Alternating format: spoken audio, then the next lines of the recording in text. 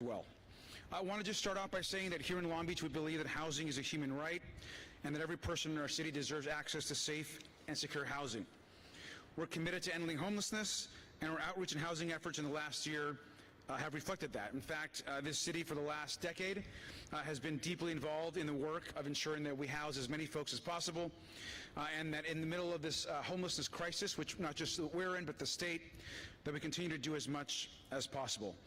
We also know that within the next week or so, not just Long Beach, but large cities across the state of California will be releasing their numbers as it relates to our homelessness count. Those are an important metric, particularly during the pandemic, of how cities are doing. And then certainly we know that we expect homelessness not just here, but across the state to increase. I also just can't overstate how much impact there has been because of the pandemic due to people that are unhoused. We all know, seen enormous impacts on mental health, on people being able to actually access housing, on people being able to afford their rents or stay in their homes. So these are all things that impact homelessness. But we are especially excited in Long Beach to begin starting to shift the way we respond to people experiencing homelessness. And the REACH teams that are here, some of the vans behind us, are a big part of that. The REACH van you see behind me, and then the new van, of which will also get wrapped here in just the next couple of weeks, are new ways that we respond now to people that are experiencing homelessness and that are having mental health challenges or a mental health emergency. In the past, when we've had mental health issues or emergencies, oftentimes it has been police or fire that have had to respond to these instances. We've relied on, of course, community partners, and oftentimes, when possible, our health team would do this work as well. But this model really shifts the ability for us to go out and send direct assistance to unhoused folks that are having serious mental health issues or emergencies. We know that these teams back here are not only going to have the resources that people need to stay safe and healthy, but each one of these REACH teams will have one clinician, one nurse, and one outreach worker. And all of these workers, these teams of 3, will all be well trained on how to deal with, react, assist, and help people that are unhoused and having or suffering from mental illness. I also want to note that we are beginning this shift away also on the way we respond. And so we know that while we have 2 teams now, and we hope to expand that to hopefully 3 teams or 4 teams here in the future, we know that this response is going to make a big impact across the city. And I'll give you just one example. We know that now, if we know there is a person that is unhoused, perhaps at an encampment, perhaps having serious issues across our city, instead of having a police officer or even a firefighter come to assist that person or help them try to get into housing, we can now have a dedicated outreach van and one of our REACH teams go out and work with that person directly, knowing also that these vans have the medical needs and the medical equipment to help them on the spot if they're actually having a medical emergency or a real important need that needs to be addressed on the spot. I can't tell you how important it is to begin this shift so that we are always responding first with people that are trained clinicians and outreach workers. And so this is a larger part of what we're doing in the city to shift this. And a big part of this will also be tied in and see the diversion that happens when folks call 911 for emergencies. Well, that is still being rolled out, as we all know we've been talking about over this last year. If there is an emergency when someone calls 911, and if there is availability, instead of that diversion going to police, one of these outreach teams, one of our REACH teams, will be able to go instead and actually help and assist someone instead of a police officer on the spot. And that is something that I'm really proud of today here in Long Beach, that we have made this transition and this switch. And I especially want to thank all of our health department team, our homeless services team that have been such a big part of what we're doing here today. And so with that, I want to turn this over to Kelly Colopy, our health director, who's going to give some more updates on how we're doing and answer any questions as well about the REACH teams. Kelly.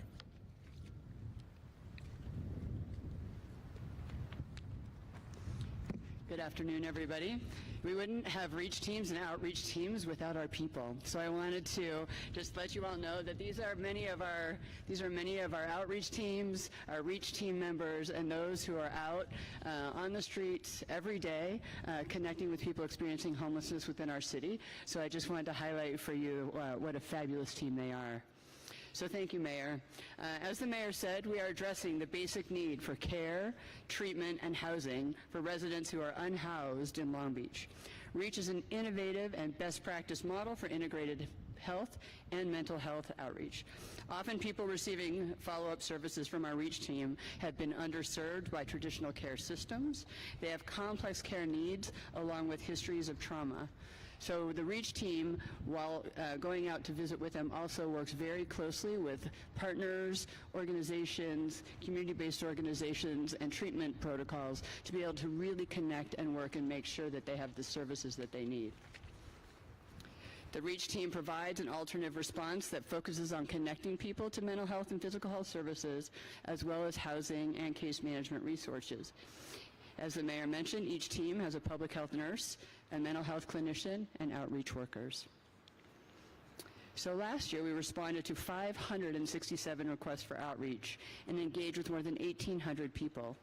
Each member of the REACH team received extensive training in supporting people through experiences of trauma, educating people on health and medical conditions, engaging people in conversations about substance use with a focus on both harm reduction and behavior change.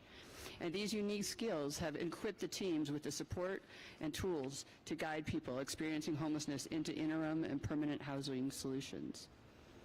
The REACH teams also conduct neighborhood needs assessments to identify the areas that have historically been underserved by health and housing resources. This approach allows for the proactive outreach, follow-up, engagement, and interaction with those in treatment settings such as in hospitals, mental health and substance use disorder programs, and interim housing situations. The team has worked hard to ensure they maintain connection and people are continually supported in their recovery. The REACH team has successfully supported in getting some of the most vulnerable community members off our street. People with over 20 years of unsheltered homelessness, people with mental health issues that have impacted their ability to provide basic care for themselves, people who are regularly using fentanyl and high risk for overdose, and people who are directly experiencing human trafficking. Currently, the Long Beach Emergency Communications Center assesses all incoming calls for 911 to the emergency lines and determines the most appropriate response. Some calls requesting services for people experiencing homelessness do not require law enforcement or emergency medical response. From 2018 to 2020, 911 and the non-emergency line received nearly 12,000 calls to respond to homeless encampments.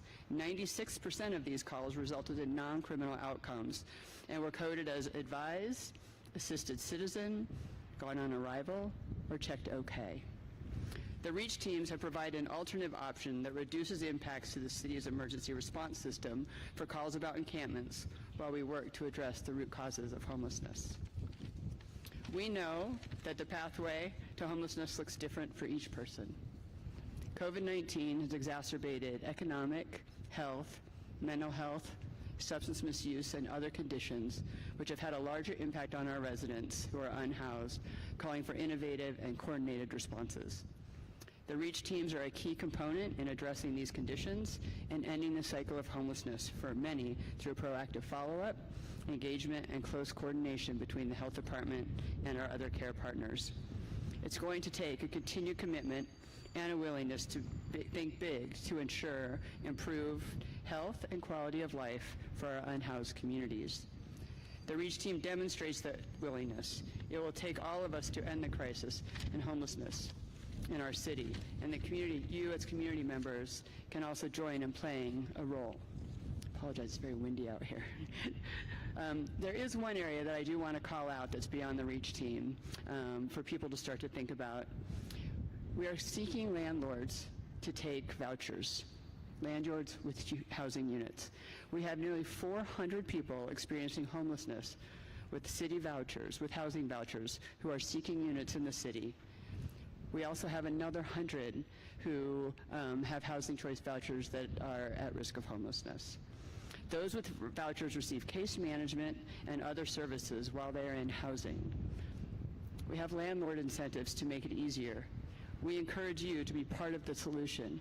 If you are a landlord, please help and call the Housing Authority and sign up to participate. You can make a very big difference as these people have the opportunity to be permanently housed with your support. Thank you, and with that, we're open for questions.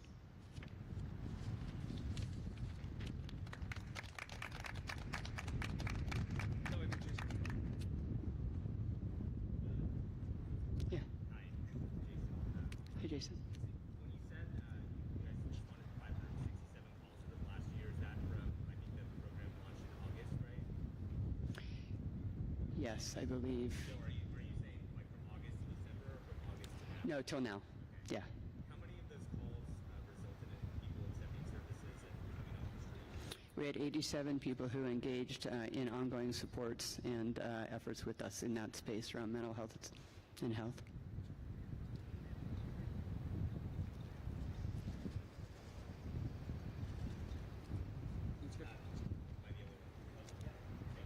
Yeah. I think when the city originally announced the program, and I don't know if this has changed, but I think there was supposed to be 4 people per team.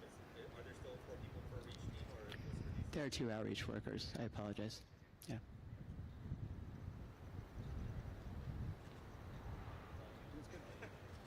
All right. Aside from the vouchers that are being, that these people have to potentially help them get permanent housing, what other kind of incentives exist for landlords to accept them and be part of the solution? Well, this time really what we're trying to do is make sure that there's affordable units, right? And so the Housing Authority vouchers are, they're guaranteed payment. They've come with supportive services, and people are already matched with their vouchers, so they're ready to go. So when that is a key piece for us, I think ongoing, affordable housing and housing for low-income residents and community members is important.